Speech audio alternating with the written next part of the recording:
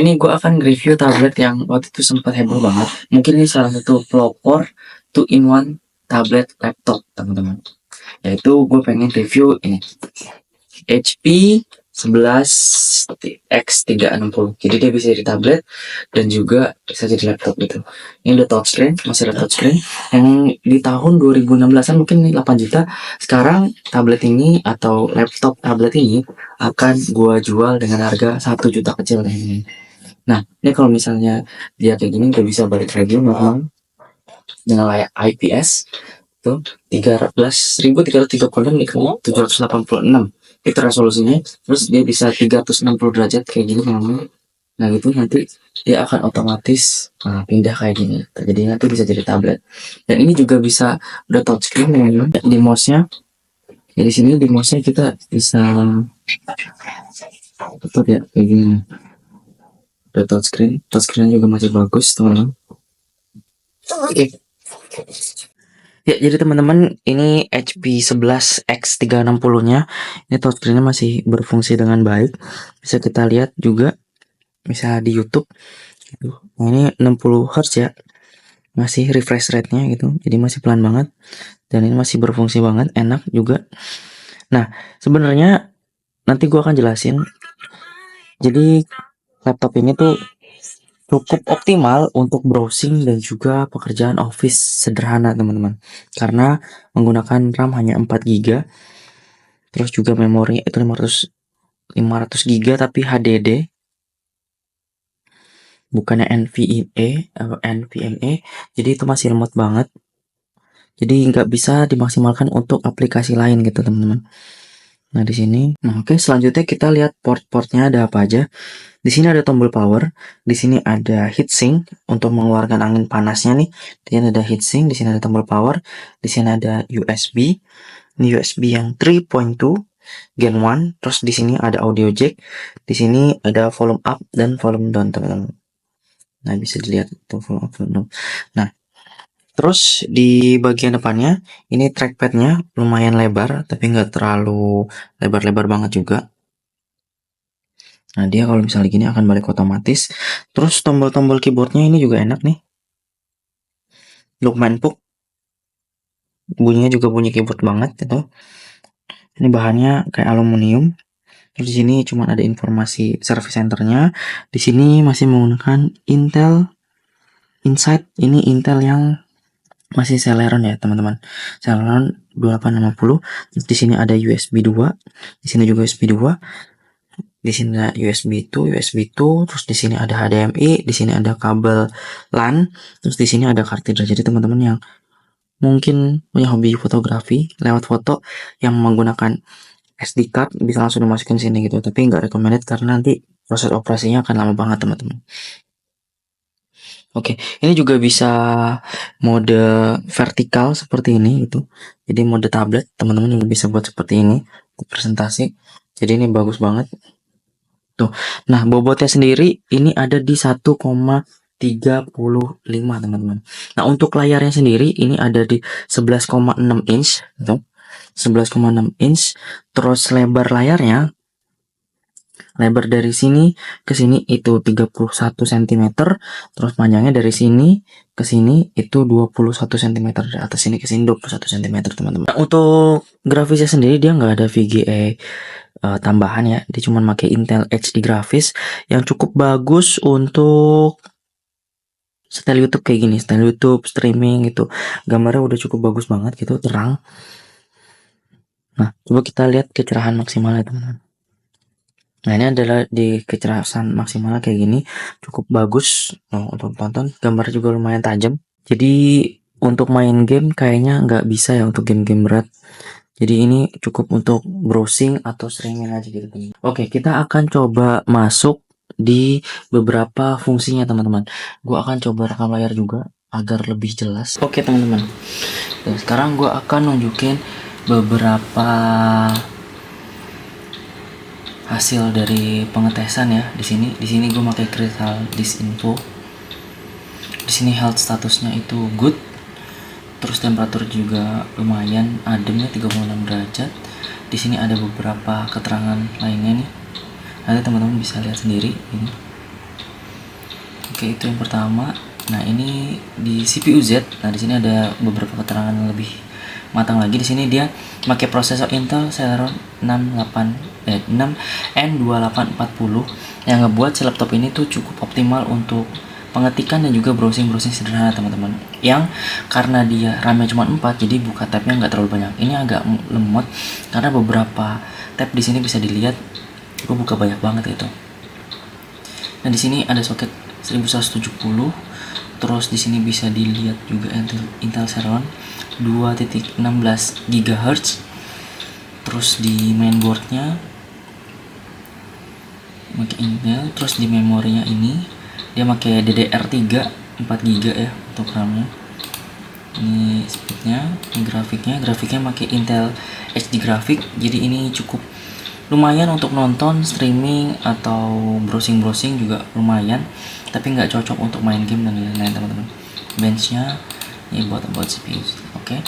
Nah, ini adalah dari Crystal Disk Mark.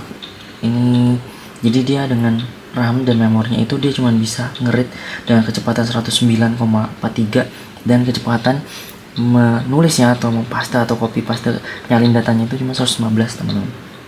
Jadi cukup sabar ya. Tapi kalau misalnya untuk file-file docs, Excel, PowerPoint itu nggak terlalu masalah sih dengan file ukuran kecepatan segini.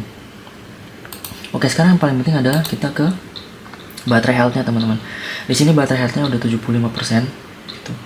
Terus kapasitas sekarang 80,3%. Di sini dia pakai AC ya kalau misalnya dicolok, dan dia udah bisa mutus arus otomatis, teman-teman. Nah, di sini teman-teman juga bisa lihat.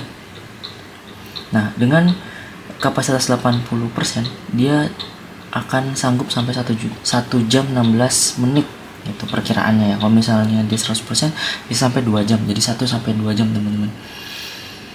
Oke, itu terkait dengan baterainya. Dia pakai lithium ion. Terus discharge ini udah putus dari charge-nya ya. Terus kita akan melihat dari performa Geek benchmarknya gitu. Nah, di sini setelah dilakukan pengukuran, jadi HP Pavilion 11 X360 PC ini dapat single core di 183, terus multicore-nya 309. Jadi ini akan sangat-sangat jauh banget dari laptop yang sekarang sebenarnya. Tapi untuk harga yang 1 juta kecil ini sangat worth it untuk teman-teman yang kebutuhannya tuh untuk ya sederhana lah gitu. Kalau misalnya teman-teman punya anak SD yang butuh laptop untuk Zoom, untuk ngetik-ngetik, untuk browsing, ini sangat cukup sekali. Apalagi dia udah touchscreen dan juga bisa mode tablet. Di sini lengkap ya. Sini frekuensinya 2,17 GHz. Kalau yang di CPU Z tadi 2,16. Di sini dia pakai DDR SD RAM gitu 4 GB gitu. Memorinya 500 GB, teman-teman. Tapi yang kalau misalnya terlihat di sini cuman 145 tambah 319, sekitar 400-an lebih, teman-teman. Enggak sampai 500 gitu yang sisanya yang bisa kita manfaatkan di memori PC-nya. Nah, ini ada beberapa indikator ya setelah dilakukan pengukuran. Nah, bisa dilihat di sini. Oke, sekarang kita akan coba tes untuk kameranya, teman-teman. Kita akan coba di Google Meet dulu. Kita akan coba buat rapat baru. Nah, ini kan udah tergolong cepet nih, teman-teman. Nanti loading bentar gitu.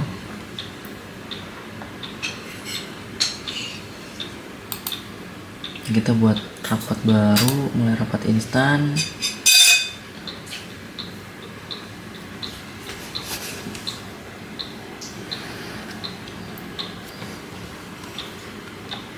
Izinkan mikrofon dan kamera. Kita akan coba lihat tes kameranya nih.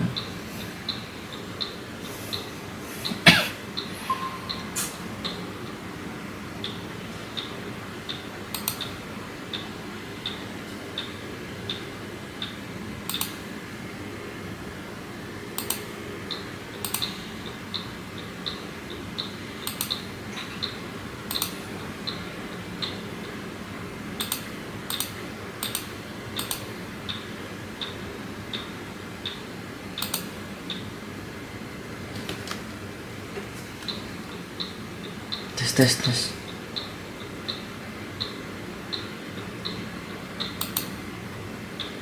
Nah, baru nyala.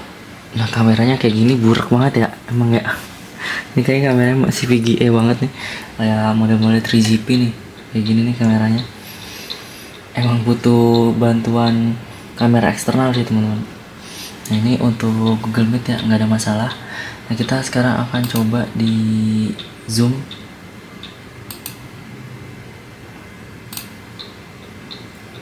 Oke, kita akan coba new meeting.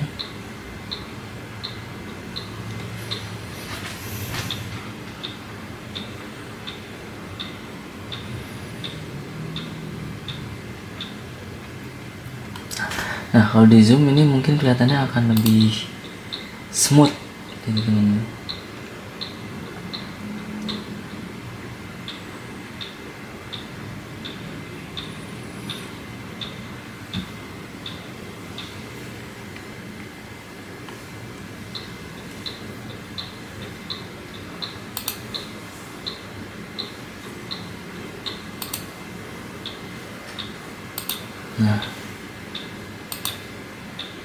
Nah, akan kayak gini. Nah, tes. Nah, akan kayak gini nih. Lumayan lah ya. Kameranya yang penting nyala gitu. Lumayan banget ini. Jadi untuk Zoom dan Google Meet nggak ada masalah ya. Kita close aja.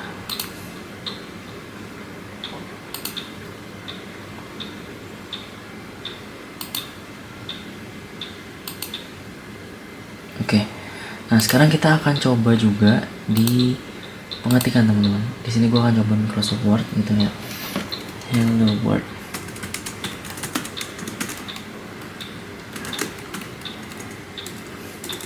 Ketiknya lumayan enak.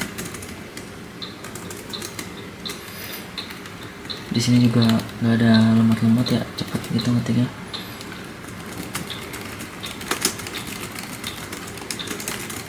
Nah, cukup empuk teman-teman. Keyboardnya juga, semua keyboardnya berfungsi dengan baik.